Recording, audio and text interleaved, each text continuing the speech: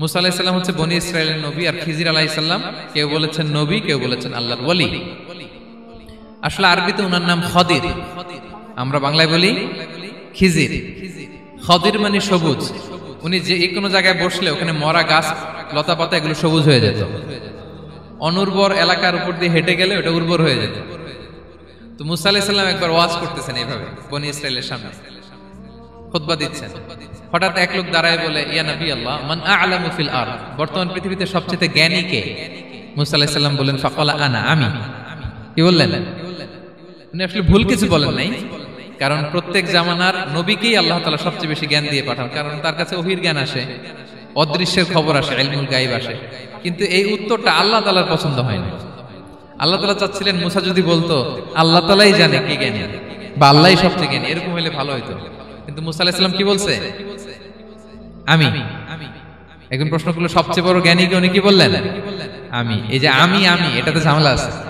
আমি বড়, আমি জানি, আমি সব, দিস ইজ প্রবলেমেটিক। আল্লাহ এটা পছন্দ করলেন না। আল্লাহ তাআলা মুসা আলাইহিস সালামকে বললেন, মুসা তুমি যে বলছো তুমি জ্ঞানী, না তুমি জ্ঞানী না, তোমার চেয়ে বড় জ্ঞানী আছে। মুসা আলাইহিস সালাম বলে, তাই নাকি? আমার চেয়ে বড় জ্ঞানী কে? তো আল্লাহ তাআলা বললেন, ইযহাব ইলা মাজমাইল বাহরাইন, দুই সাগর বা দুই নদীর মিলনস্থলে যাও, ওখানে আমার এক বান্দা আছে তোমার চেয়েও জ্ঞানী। মুসা আলাইহিস সালাম বললেন, তাই নাকি? তো আল্লাহ, আমি কিভাবে চিনি উনি কোথায় থাকে, কিভাবে বুঝবো? আল্লাহ বললেন, একটা বড় মাছ নাও, এটাকে ফ্রাই করো, এটাকে ফ্রাই করে একটা ঝুড়ির ভেতরে নাও, যেখানে এই মাছটা সাগরে ঢুকে যাবে ওখানে আমার বান্দাকে পাবে। তো উনি ওনার সহযোগী ইউশা ইবনে নুনকে নিয়ে হাঁটতে লাগলেন। হাঁটতে হাঁটতে এক জায়গায় ক্লান্ত হয়ে পাথরের পাশে বিশ্রাম নিলেন। ওই পাথর থেকে আবার এক ধরনের পানি বের হয়, এই পানিটারে বলে আবে হায়াতের পানি, মা উল হায়াত, জীবন নদীর পানি। এই পানি কোনো মৃত প্রাণী বা বস্তুর গায়ে লাগলে ওটা জীবিত হয়ে যায়। তো ওনারা পাথরে হেলান দিয়ে বিশ্রাম নিচ্ছিলেন, ওই পানি ওই ফ্রাই করা মাছের গায়ে লাগার সাথে সাথে মাছ জীবিত হয়ে ঝুড়ি থেকে বের হয়ে সাগরে ঢুকে গেছে। ওনারা আর খেয়াল করেন না। এরপর আবার হাঁটতে লাগলেন। হাঁটতে হাঁটতে যখন ক্লান্ত শ্রান্ত, তখন বলে, এই ইউশা, আমাদের ওই মাছ ফ্রাই মাছটা দাও, এখন খাই। ঝুড়ি খুলে দেখে মাছ নাই। মাছ গেল কোথায়? তখন ইউশা বলল, হয়তো আমরা যে পাথরের ওখানে বিশ্রাম নিয়েছিলাম ওখানে আমরা মিসিং, ওখানে হারাই ফেলছি। চলো চলো, আরে ওইদিকে তো যাইতে হবে আমাদের। উনি মাছ যে জীবিত হয়ে বালুর দিকে নাড়াচাড়া করতে করতে সাগরে ঢুকে গেছে, ওখানে দাগ আছে। মুসা আলাইহিস সালাম ঢুকলেন সুরঙ্গ, ঢুকে দেখে চাদর গায়ে দিয়ে এক লোক শুয়ে আছে। সালাম দিলেন, আসসালামু আলাইকুম। ওই লোক চাদর আর সরায় না, ভিতর থেকে বলতেছে, ওয়ালাইকুম আসসালাম। তো চাদরের ভিতর থেকে উনি বলে, মান আন, তুমি কে? মুসা আলাইহিস সালাম বললেন, আনা মুসা, আমি মুসা। উনি বলেন, মুসা বনি ইসরাইল, বনি ইসরাইলের মুসা? বললেন, হ্যাঁ। কেন এসেছো? এবার চাদর খুললেন, বলতেছে, আপনার কাছ থেকে কিছু শিখতে আসছি। আল্লাহ বলছে, আপনি নাকি সবচেয়ে বড় জ্ঞানী। আমি ভুল করে বলে ফেলছিলাম আমি, আল্লাহ বলছেন যে আপনি নাকি জ্ঞানী। বলতেছে, না, তুমি আমার জ্ঞান নিতে পারবে না, ওই ধৈর্য শক্তি তোমার নাই। মুসা আলাইহিস সালাম বললেন যে, আপনি যে কোনো শর্তে আমাকে একটু রাখেন কয়েকদিন, আপনার সাথে আমি রাজি। বললেন, না, তুমি পারবে না। মুসা আলাইহিস সালাম জোর করতে লাগলেন। অবশেষে খিদির আলাইহিস সালাম রাজি হলেন। বললেন, শর্ত হচ্ছে আমি যাই করি আর না করি আমাকে কোনো প্রশ্ন করা যাবে না। মুসা আলাইহিস সালাম বললেন, ওকে। সফর, সামনে নদী, এক লোক তাদের নৌকা দিয়ে নদী পার করাই দিল। নদী পারাপারের পর খিজির আলাইহিস সালাম লাঠি দিয়ে নৌকার তলাটা ছিদ্র করে দিলেন। মুসা আলাইহিস সালাম বললেন, ইন্না লিল্লাহি, এটা আপনি কি করলেন? ওরা আমাদেরকে নদী পার করে দিল, আর যে ভাড়াটা আসছিল এটাও নিল না, আমাদেরকে সম্মান দেখালো, আপনি নৌকা ছিদ্র করে দিলেন। খিজির আলাইহিস সালাম বলছে, এই যে আমি বলছিলাম না তুমি ধৈর্য ধারণ করতে পারবে না, যাও, তোমার রাস্তায় তুমি, আমার রাস্তায় আমি। মুসা আলাইহিস সালাম আবার ক্ষমা চাচ্ছেন যে, আপনি আমার ক্ষমা করেন, আমি তো ভুলে গেছি, আর প্রশ্ন করবেন না। চলতে লাগলেন। হঠাৎ বাচ্চারা খেলতেছে, এক বাচ্চাকে ধরে হত্যা করলেন খিজির আলাইহিস সালাম। এবার তো মুসা আলাইহিস সালাম রেগে গেছে, আপনি করলেনটা কি? নিষ্পাপ ফুলের মতো শিশুকে হত্যা করলেন। খিজির আলাইহিস সালাম বলে, এই যে আমি জানতাম যে তুমি ধৈর্য ধারণ করতে পারবে না, তোমার রাস্তা এক, আমার রাস্তা এক, যাও। এবার মুসা আলাইহিস সালাম করজোর করতেছে যে, this is the last chance, একটা ফাইনাল চান্স দেন, একটা সুযোগ দেন, আর আমি প্রশ্ন করব না, এটাই লাস্ট। বলেন, ওকে, ঠিক আছে। হাঁটতে হাঁটতে এক ইহুদি বসতির সামনে যে হাজির, দুজনই খুব ক্ষুধার্ত, খাবার চাইলো, এরা আবার কৃপণ, খাবার দিল না। তো খিজির আলাইহিস সালাম বললেন, ঠিক আছে, খাবার যেটা দিচ্ছেন আমরা চলে যাই। যাওয়ার তিনি বললেন, মুসা চলো এটা ঠিক করে দেই। দুইজন মিলে প্রচন্ড ক্ষুধায় এটা সেটা এনে দেয়ালটা তৈরি করতেছে। মুসা আলাইহিস সালাম তো এমনিই রাগী, পেটে আবার ক্ষুধা। আবার বলছে কিছু বলাও যাবে না। তিনি এবার আর প্রশ্ন করেন, বলতেছে ওরা এত কিপটামি করলো আর আপনি এটা করে দিলেন, আপনি তো চাইলে এটা টাকা নিতে পারতেন, পারিশ্রমিক নিতে পারতেন চাইলে। এই কথা বলার পর খিজির আলাইহিস সালাম বললেন, হাযা ফিরাকু বাইনি ওয়া বাইনি, এখানেই তোমার আর আমার সেপারেশন, আর সামনে আগানো যাবে না, তোমার কোনো ধৈর্যই নাই। তো এতটুকু তোমাকে আমি বলি যে আমি একটাও আল্লাহর আদেশ ছাড়া করি নাই, আল্লাহর আদেশে আমি করেছি। কি? এক নম্বর হচ্ছে ওই যে আমাদের ভাড়া নিতে চাইলো না, আমাদেরকে পার করে দিল, নৌকাটা ছিদ্র করেছি কারণ এই এলাকায় একজন জালিম বাদশা আছে, সে নৌকা পেলেই গরিব মাঝিদের নৌকা সিজ করে নিয়ে যায়।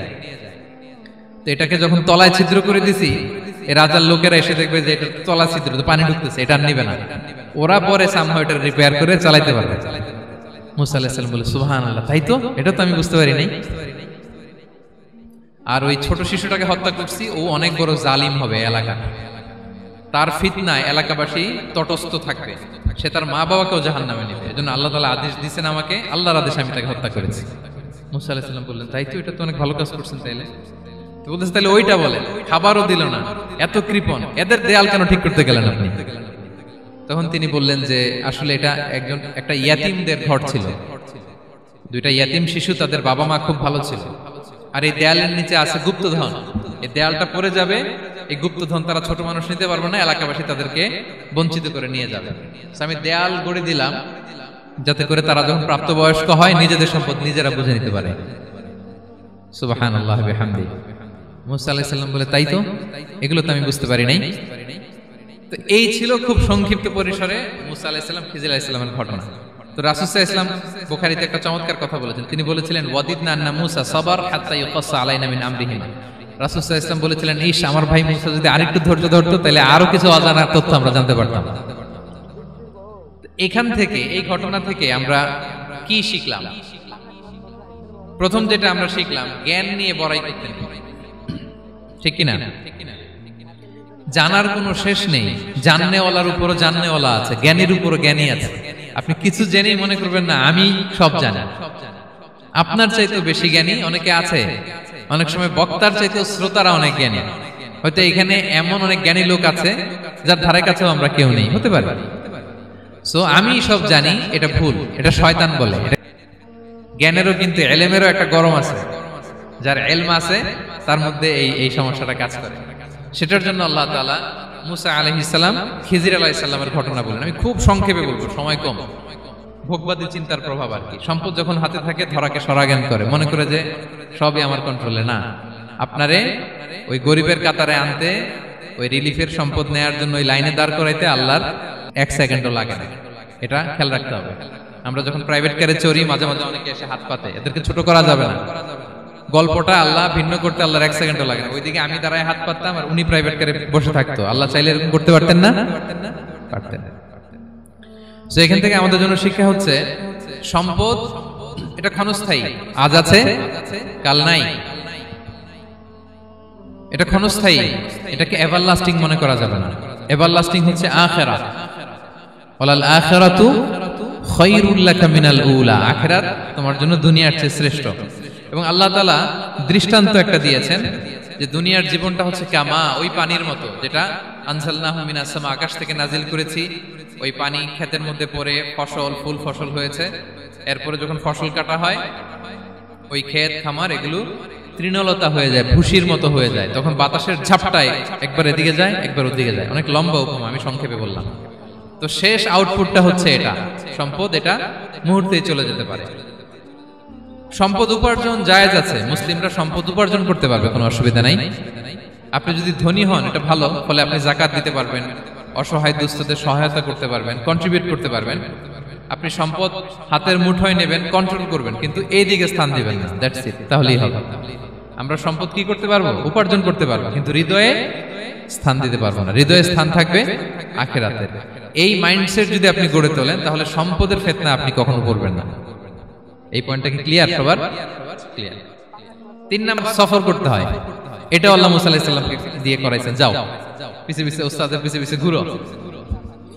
তো এজন্য সফর করতে হয়। এখন ঘরে বসে অনেক কিছু জানা গেল, উস্তাদের সান্নিধ্য লাগে, সফর করতে হয়। আমাদের ক্লাসিক আলেমরা হাদিস কালেকশনের জন্য শহরকে শহর সফর করতেন। এখনো আমাদের আলেমরা দেওবন্দে যায়, মিশরে যায়, মদিনায় যায়, এখানকার মালয়েশিয়ান স্টুডেন্টরাও দেশে বিদেশে যে নলেজ অর্জন করে। সফর আপনাকে লাগবে। তাহলে বিনয়, সফর, 3 নম্বরে কি সবর, ধৈর্যশীল হইতে হবে। দেখেন মুসা আলাইহিস সালাম বারবার প্রশ্ন করে ফেলতেছেন, বারবার ওয়াদা ভঙ্গ করতেছেন, এরকম করলে হবে না, ধৈর্য লাগবে। ধৈর্যের বলে বলিয়ান হলে তখনই আপনার মধ্যে ইলম আসবে। তাহলে জ্ঞানের ফিতনায় পড়ার আর আমাদের কোনো সম্ভাবনা আছে? আমরা বিনয়ী হব, আমরা জ্ঞান আল্লাহর দিকে ফিরাই দেব, আমরা বলবো উনি সবচেয়ে ভালো জানেন। পারা যাবে তো ইনশাআল্লাহ? আচ্ছা, আমি একেবারে শেষ পর্যায়ে চলে আসছি। সাবে কাহাফের পরে সূরা কাহাফে আল্লাহ তাআলা একজন বাগানওয়ালার ঘটনা বলেছে। দুজন বন্ধু, একজন একটু গরিব, সে বিশ্বাসী, আরেকজন ধনী, সে অবিশ্বাসী। তাকে আল্লাহ তাআলা বিশাল বড় খেজুরের বাগান আর আঙ্গুরের বাগান দিয়েছেন, বিশাল বড়, অনেক বড় বিজনেস ম্যাগনেট। তো এই সম্পদের অহংকার সে করত। সে প্রায় তার গরিব বন্ধুকে বলতো যে তোর চেয়ে আমার সম্পদও বেশি, সন্তানও বেশি, জনবল বেশি, লোকবল বেশি, অর্থবল বেশি, সব বেশি।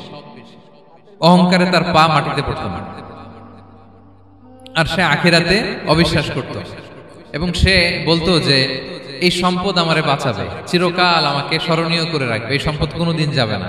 অনেক বড় বড় ধনীরা আছে, তারা এরকম মনে করে যে আমি এত বড় সিআইপি, হ্যাঁ, আমি এত বড় বিজনেস ম্যাগনেট, এই দিন বোধহয় আর চেঞ্জ হতে পারে না, আমার আজীবনই বোধহয় এত পাওয়ার থাকবে, এত সম্পদ থাকবে। এটা ভুল ধারণা। তুরস্কে দুর্ভিক্ষ হইল না? আপনারা দেখছেন না যে অনেক সম্পদের মালিক বাড়ি ঘর ভেঙে রাস্তার ফকির। এখন ওই যে রিফিউজিদের জন্য যে খাবার আসছে, ওখানে লাইনে দাঁড়াইছে, কারণ এখন লাইনে না দাঁড়ালে খাবারও তো মিলবে না। 1000 কোটি টাকার মালিক ছিল, ভেঙে চুরে সব শেষ। এখন রিলিফের নেওয়ার জন্য দুস্থদের কাতারে ওখানে দাঁড়াইছে, কারণ দাঁড়াইলেই কিছু খাবার পাওয়া যাবে, খিচুড়ি পাওয়া যাবে, তা না হলে তো খাবারটাও মিলবে না।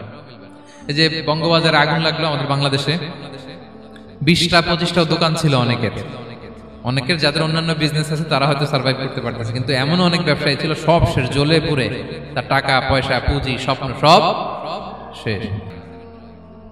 ওই বিশাল প্রাসাদ থেকে টেনে ভাঙ্গা থালা হাতে দিয়ে রাস্তায় নামাইতে আল্লাহ কয় সেকেন্ড লাগে বলেন তো? 1 সেকেন্ডও লাগে না। সো এই লেসনটা কিন্তু আমাদের নিতে হবে। এবং ওই ব্যক্তির নসিবে তাই ঘটেছিল। সে যখন অহংকার করতেছিল, আল্লাহ তাআলা আকাশ থেকে হুসবান, একটা আগুন পাঠালেন। ওই আগুন এসে তার আঙ্গুরের বাগান, তার খেজুরের বাগান, বিশাল মাইলকে মাইল এই বাগান জ্বালিয়ে পুরো মুহূর্তের মধ্যে সারখার করে, এবং মুহূর্তের মধ্যে সে পথের ভিখারি, ফকির। এই ঘটনাটা এনে আল্লাহ তাআলা সম্পদশালীদেরকে রিমাইন্ডার দিলেন যে এই সম্পদের ফিতনায় তোমরা পড়ে যেও না। আমরা সম্পদশালী হলে বাস্তবতা অনেক সময় ভুলে যাই। সূরাতুল হুমাযাতে আল্লাহ তাআলা বলেন, ইয়াহসাবু আন্না মালাহু আখলাদা। সম্পদশালীরা মনে করে এই সম্পদ আমাকে চিরকাল বাঁচিয়ে রাখবে, চিরকাল বোধহয় এই সম্পদ আমার হাতে থাকবে। না, এটা হাতের ময়লা, আজ আছে কাল নাই, যে কোনো সময় চলে যেতে পারে। একজন হচ্ছে নমরুদ, যিনি ইব্রাহিম আলাইহিস সালামকে আগুনে ফেলেছিলেন। আরেকজন হচ্ছে বখতে নাসার, যাকে ইংরেজিতে বলে নেবুচারনেজার দ্য সেকেন্ড, দ্বিতীয় নেবুচারনেজার। তারা কোনো নির্দিষ্ট এরিয়ার বাউন্ডারির বাদশা না, গোটা বিশ্বের বাদশা ছিলেন। এই দুজন কাফের। আর দুইজন বাদশা ছিলেন গোটা বিশ্বকে শাসন করেছেন, তারা ছিলেন মুমিন। একজন হচ্ছে সুলাইমান আলাইহিস সালাম, আল্লাহর নবী।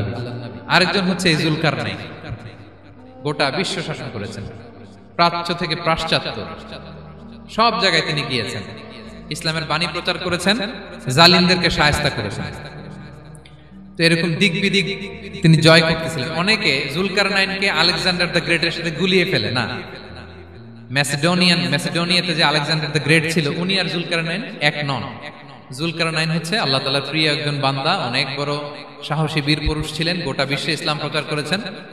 করতে করতে করতে করতে জর্জিয়া, বর্তমান যে জর্জিয়ার তিবলিসি এরিয়া, এখানে এসে একটা এলাকার সন্ধান পেলেন, যারা ওনাকে এসে বলল যে এখানে একটা জঙ্গলি গ্রুপ আছে যাদের নাম ইয়াজুজ মাজুজ, তারা এসে আমাদের উপর হামলা করে। হে যুলকারনাইন, আমরা আপনাকে ট্যাক্স কালেক্ট করে দিচ্ছি, আপনি তাদের মাঝে আর আমাদের মাঝে একটা প্রাচীর তৈরি করে দেন। আপনারা ইয়াজুজ মাজুজের নাম শুনেছেন না? ইংরেজিতে বলে গগ ম্যাগগ। নূহ আলাইহিস সালামের 4 সন্তান ছিল, হাম, সাম, ইয়াফাস, কানাআন। এই ইয়াফাসের বংশধর হচ্ছে ইয়াজুজ মাজুজ, জঙ্গলি, হাজার হাজার শুধু বংশ বিস্তার করে। তারা এসে লোকালয়ে মানুষের উপর আক্রমণ করে, তাদের গবাদি পশু এগুলো ছিনিয়ে নেয়, ফলমূল খেয়ে ফেলে।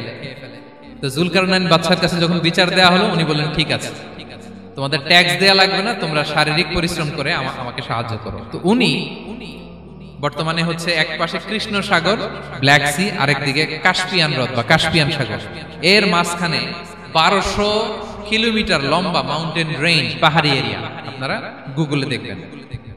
এইখানে দুই পাহাড়ের মাঝখানে ফাঁকা জায়গায় তিনি বড় বড় লোহার পাত প্রথিত করলেন, গেড়ে দিলেন, এরপরে তামা সীসা গালিয়ে বিশাল একটা ওয়াল তৈরি করলেন। এটা জুলকারনাইন উনার বানানো ওয়াল বা ড্যাম, প্রাচীর। দ্বিতীয় নাম্বার ছিল সম্পদের ফিতনা, কিভাবে বাঁচবেন। জওয়ানদের জন্য প্রেরণা, তারা আমাদের জন্য প্রেরণার বাতি ঘর। তারা যেমনি ইমানকে রক্ষা করেছে, আমাদের যুবকরা চাইলেও তাদের ইমানি চেতনাতে স্পিরিট দিয়ে সমাজটাকে পাল্টে দিতে পারে। কি বলেন? এখানে বেশিরভাগই তো যুবক। হ্যাঁ, গুড সার্কেলে থাকবেন তো আপনারা, সত্যের পক্ষে সবাই থাকবেন তো, আল্লাহ তাআলা কবুল করুন। আচ্ছা, এবার আবু নাওয়াস একটা কবিতা লিখেছেন, ওয়াকুল্লি মান ইয়াদঈ ফিল ইলমি ফালসাফাতান হাবাসতা শাইআন ওয়া গাবাত আনকা আশিয়াউ। কেউ যদি বলে আমি সব জানি, তুমি তাকে বৃদ্ধাঙ্গুলি দেখিয়ে বলো আপনি কিছুই জানেন না, আপনি অল্প কিছু জেনেছেন, জানার এখনো অনেক বাকি। তাহলে মুসা আলাইহিস সালামের এই ঘটনা জিজ্ঞেস করা হলো কে জ্ঞানী, উনি বললেন আমি জ্ঞানী। এরকম কি আমরা কখনো বলবো না? সবচাইতে বড় জ্ঞানী কে? ওয়া ফাওকা কুল্লি যী ইলমিন আলিম, সবচাইতে বড় জ্ঞানী আল্লাহ তাআলা। সো জ্ঞান নিয়ে আমরা অহংকার করব না। দুই নাম্বার যে শিক্ষাটা আমরা পাই, ওই যে নৌকা দিয়ে পারাপার হচ্ছিল, তখন একটা চড়ুই পাখি এসে সাগরের মধ্যে মুখ দিয়েছিল। তো খিজির আলাইহিস সালাম বললেন, মুসা তুমি কি চড়ুই পাখিটা দেখতে পাচ্ছ? হ্যাঁ দেখতে পাচ্ছি। চড়ুই পাখিটা যে সাগরে মুখ দিলে দেখতে পাচ্ছ? হ্যাঁ দেখতে পাচ্ছি। তখন খিজির আলাইহিস সালাম বললেন, চড়ুই পাখিটা সাগরে মুখ দিয়ে পানি খাওয়ার পরে চড়ুই পাখির ঠোঁটে বা চঞ্চুতে যতটুকু পানি লেগে আছে, এই পানিটা হচ্ছে তোমার আমার এবং মহাবিশ্বের আমাদের সকলের জ্ঞান, আর এই মহাসাগরের সকল পানি হচ্ছে আল্লাহ তাআলার জ্ঞান। আপনারা উপমাটা বুঝতে পারছেন? একটা নৌকা থেকে চড়ুই পাখি ঠোঁট দিয়ে পানি খাচ্ছে, পানি খাওয়ার পরে স্বভাবতই চড়ুই পাখির ঠোঁটে একটু পানি তো লাগবে। খিজির বললেন যে এই পানিটা হচ্ছে তোমার আমার পৃথিবীর সবার জ্ঞান, আর এই সাগরের বাকি পানিগুলো কার জ্ঞান? এবার বুঝতে পারছেন আল্লাহ তাআলার জ্ঞানের পরিধি। আমরা জ্ঞান নিয়ে যেন কখনো কি না করি, বড়াই না করি। জ্ঞান দুই ধরনের, একটা বাহ্যিক জ্ঞান, একটা অন্তর্নিহিত জ্ঞান। External knowledge, internal knowledge. আমরা যখন কোরআন হাদিস পড়ি আমাদের বাহ্যিক জ্ঞান অর্জন হয়। কোরআন হাদিস পড়লেই আপনি জ্ঞানী হয়ে যান। এটা কোরআন হাদিস পড়তে হয়, এটা ডাইজেস্ট করতে হয়, এটার উপর আমল করতে হয়। এই জ্ঞান অর্জন শেষে এরপরে আল্লাহর প্রিয় বান্দাদেরকে আল্লাহ অন্তরে ইলমের নূর দেন, ইলহাম দেন। That is the knowledge, that is the pure knowledge. আপনি হাফেজে কোরআন হয়ে ভাবেন না আপনি সব জানেন, আপনি বুখারী মুখস্থ করে ভাবেন না সব জানেন। এই সব জ্ঞান অর্জন করার পরে ইলমের নূর হাসিল হয়, সেটা আল্লাহ সবারে দেয় না। সো এই অন্তর্নিহিত জ্ঞান, দূরদৃষ্টি, farsightedness, that is the pure knowledge. এটার জন্য বছরের পর বছর, যুগের পর যুগ সাধনা করতে হয়। সেটার জন্য এই জ্ঞান অর্জনের জন্য তিনটা জিনিস করতে হয় ইলমের নূর অর্জনের জন্য। কয়টা? এক হচ্ছে বিনয়, দুই হচ্ছে সফর, তিন হচ্ছে সবর। আবার বলি, এক হচ্ছে বিনয়, দুই হচ্ছে সফর, তিন হচ্ছে সবর। আল্লাহ তাআলা আল্লাহর নবীকে তাওরাত দেওয়ার পরেও আরো ট্রেনিং সেশন করাইছেন খিজির আলাইহিস সালামের কাছে। যাও ওনার কাছে গেলে তুমি ছোট হবা, নত হবা। জ্ঞান যদি আমি নিতে চাই আমাকে ছোট হইতে হবে। ধরেন একটা গ্লাস থেকে একটা খালি গ্লাসে পানি ঢালবো, তো যেটাতে নেওয়া হবে এটা উপরে থাকলে হবে? যেই গ্লাসটার মধ্যে পানি আছে এটা উপরে থাকবে, ওইটা ব্ল্যাঙ্ক গ্লাসের মধ্যে পড়বে। আপনি নলেজ ইলম নিতে চাইলে আপনাকে নিচে থাকতে হবে, উনি উপরে থাকবে। আপনার শায়েখ আপনাকে দিবে, আপনার উস্তাদ আপনাকে দিবে, আপনার মুর্শিদ আপনাকে দিবে। বুঝতে পেরেছেন? তাহলে আমাদেরকে হাম্বলনেস লাগবে। শিখতে হইলে হাম্বল হইতে হয়, বিনয়ী হইতে হয়। আচ্ছা, 2 নাম্বার মিনিটের মধ্যে শেষ করে দিচ্ছি। 3 নাম্বার ছিল কিসের ফিতনা? 4 নাম্বার ক্ষমতার ফিতনা। এই ফিতনা থেকে বাঁচার জন্য সর্বশেষ আল্লাহ তাআলা জুলকারনাইনের ঘটনা বলেছেন। অনেক বড় বাদশা ছিলেন, পৃথিবীতে 4 জন বাদশা গোটা বিশ্ব শাসন করেছেন। 2 জন কাফির, 2 জন মুমিন। কাফির ওরা রিয়াজুল মাজুজ আসতে পারে, ওরা আর আসতে পারে না। ওরা প্রতিদিন এটা ভাঙার চেষ্টা করে, কিন্তু ভাঙতে ভাঙতে আরেকটু ভাঙলেই ভেঙে যাবে। ওরা বলে আগামীকাল ভেঙে ফেলবো, ইনশাআল্লাহ বলতে ভুলে যায়। এজন্য এরপরের দিন এসে দেখে আবার এটা আগের মতো হয়ে আছে। কিয়ামতের আগ দিয়ে ওদের মধ্যে এই ইনশাআল্লাহর প্রেরণা আসবে। তাদের একজন বলে উঠবে আগামীকাল ইনশাআল্লাহ আমরা এটা ভেঙে খান খান করে দেব, ঠিকই ভেঙে ফেলবে। তখন তারা ভেঙে চুরে কুটি কুটি ইয়াজুজ মাজুজের দল এসে হামলে পড়বে। সামনে পড়বে তাবারিয়া সাগর, একদল এসে তাবারিয়া সাগর এমন ভাবে খাবে, এই দল যাওয়ার পরে আরেক দল এসে এখানে যে সাগরে যে পানি ছিল এটা কল্পনাই করতে পারবে না। তারা পৃথিবীতে ফিতনা ফাসাদ করবে। ঈসা আলাইহিস সালাম তখন আসবেন, দোয়া করবে আল্লাহ তাআলার কাছে মুমিনরা, একটা মহামারী দিবে আল্লাহ তাআলা ইয়াজুজ মাজুজের মধ্যে, ওরা মরে যাবে সব। এরপর বিশাল এক পাখি এসে তাদেরকে আল্লাহর মর্জি মাফিক এমন এক জায়গায় ফেলে আসবে, কেউ জানবে না। তো তারা যে পচে গলে মাটির সাথে মিশেছিল, এই গলিত লাশ থেকে মাটি খুব উর্বর হয়ে যাবে। এরপর আল্লাহ তাআলা পৃথিবীর মধ্যে বারাকা দিবেন, কিছু রোপণ করলে তাড়াতাড়ি ফুলে ফেপে বড় বড় ফলমূল হচ্ছে। তো এটা কিয়ামতের আলামতের অন্য কোনো আলোচনায় হয়তো আমরা বলবো। তো জুলকারনাইন তিনি বিশাল এখানে প্রাচীর তৈরি করে দিয়েছিলেন, এবং প্রাচীর তৈরি করে দিয়ে তাদেরকে বলেছিলেন যে যতদিন আল্লাহ তাআলা চাইবেন এটা থাকবে, এবং যেদিন আল্লাহ তাআলার আদেশ আসবে এটা ভেঙে খান খান হয়ে যাবে। তার মানে দেখেন, এত পাওয়ারফুল, এত শক্তিশালী, এত ক্ষমতাধর হওয়ার পরেও তিনি তার ক্ষমতাকে কার দিকে ফিরিয়ে দিয়েছেন?